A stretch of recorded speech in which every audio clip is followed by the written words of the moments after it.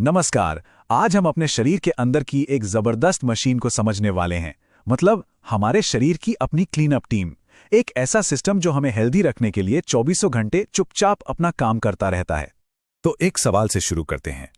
कभी सोचा है, हम जो कुछ भी खाते पीते हैं उसके बाद शरीर में जो कचरा बनता है उसका आखिर होता क्या है, वो जाता कहाँ है?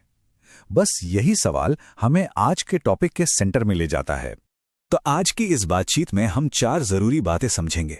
सबसे पहले, ये उत्सर्जन आखिर है क्या? फिर इस सिस्टम के मेन हीरो कौन कौन से अंग हैं? इसके बाद देखेंगे कि ये पूरा सिस्टम मिलकर काम कैसे करता है, और आखिर में ये हमारे लिए इतना इंपॉर्टेंट क्यों है। तो चलिए शुरू करते हैं सबसे पहले और सबसे बेसिक सवाल से। आखिर ये उत्सर्जन शब्द का मतलब क्या है? इसे ऐसे समझिए जैसे हम रोज अपने घर की सफाई करते हैं और कूड़ा बाहर फेंकते हैं, ठीक वैसे ही हमारा शरीर भी अपनी अंदरूनी सफाई करता है। उत्सर्जन वही प्रोसेस है जिससे शरीर अपने अंदर जमा हुए सारे जहरीले और फालतू सामान को बाहर निकाल फेंकता है। अब सवाल उठता है कि ये कचरा आखिर आता कहाँ से है।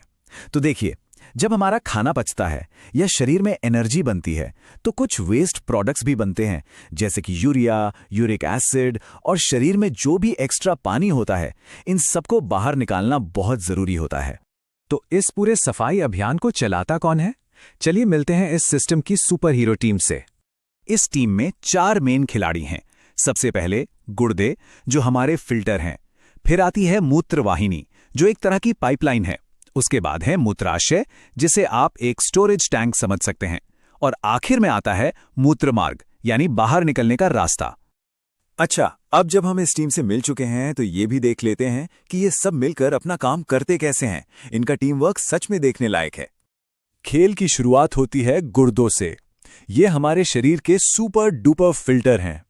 आपको जानकर हैरानी होगी कि ये हर दिन लगभग 200 लीटर खून साफ करते हैं। जी हाँ, ये खून में से सारी गंदगी और वेस्ट को छानकर अलग कर देते हैं। एक बार जब गुर्दे खून साफ कर देते हैं तो जो कचरा यानी कि मूत्र बचता है, वो इन पतली पतली पाइपलाइनों से, जिन्हें मूत्रवाहिनी कहते हैं, नीचे की तरफ अपना सफर शुरू करता है। और ये सफर आकर रुकता है मूत्राशय में।